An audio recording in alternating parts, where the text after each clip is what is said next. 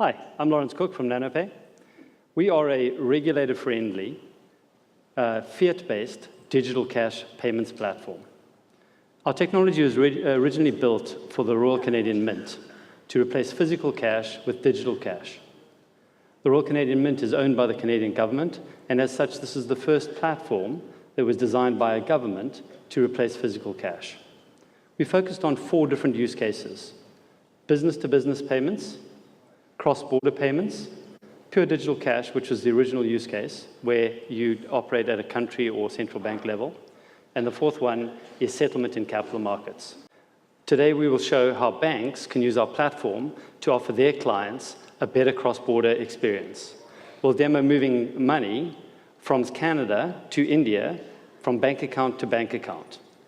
Note that we're using the local rails, Interact e-transfer in Canada and IMPS in India, to actually move the value in the local loops. And what we do is we do the cross-border and all of the KYC, AML side of things. So we logged into a Canadian bank account. You can see that this is their checking account, and they have $445. And it's as simple as sending an e-transfer like you would normally within Canada. You've already selected the account that you're doing. We've pre-selected it for the demo that we're going to send it to our mate Varun in India. And this is a personal gift. We can write a little note. Thanks. Notice that it's already pre-populated all of the AML requirements. And if there was something missing, it would give us an alert at this point. In real time, it gives us a rate. It's already put in the fees, so it's a minimum of that. And we can either enter the Canadian amount, or we can enter the rupee amount. I'm just going to let the clock run down, so you'll see that it'll give us a new rate. It normally wouldn't be every 30 seconds, but we've done it every 30 seconds so that you can see how the rate adjusts and how the amounts adjust all the time. So I'm just going to let that run down. There we go. It's given us a new rate. And now we go next to do the transaction. It finalizes it. You can see all of the reasons. The purpose is something that's governed by the Indian government, so you've got to categorize all of this. Go next. Now it goes and does the compliance checks on both sides. It then books the FX rates. It does the IMPS transaction the other end, and you can really see we've got a reference number, both IMPS and the Canadian side, and the payment was successful. We can switch across to the Indian side here, and we can do a quick refresh, and we can see that that transaction's there.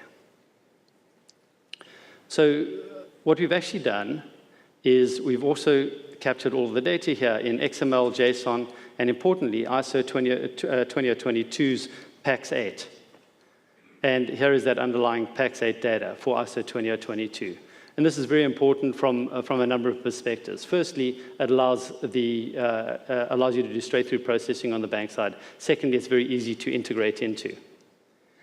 I think one of the important things to realize here is that this payment is real-time not only for the end client, but it's real-time for the bank. And because it's real-time for the bank, you de-risk it for the bank. You take out the currency risk, and you take out the credit risk. And because you are pre-populating all of the required compliance data, you're also taking out a lot of the compliance risk. In the United States, we've been working with the guys at Zelle from Early Warning, and we've already built our API to connect into that platform, and we're in the process of working with a clearinghouse that allows us to initiate, receive, clear, and settle transactions within the United States. And that will also allow us to do cross-border using those same platforms. So within your bank account, you can initiate those. Instead of doing one-on-one integrations with all the banks, we do it once using a platform they all already use, and then all of the banks can use our platform. Because we store all the data in JSON, in XML, and in ISO 20022 PAX8 and TSIN, for both the invoices and payments, it allows us to easily integrate into ERPs, banks, and accounting. So now I'm going to move on to show you what it looks like if you did it on a business side. So here are a whole bunch of invoices that we've conveniently just put into the same page. This would be within your banking environment. You can see that in real time, it is showing you all of your different transactions by the different vendors and also by the different status. So we can move over the status here.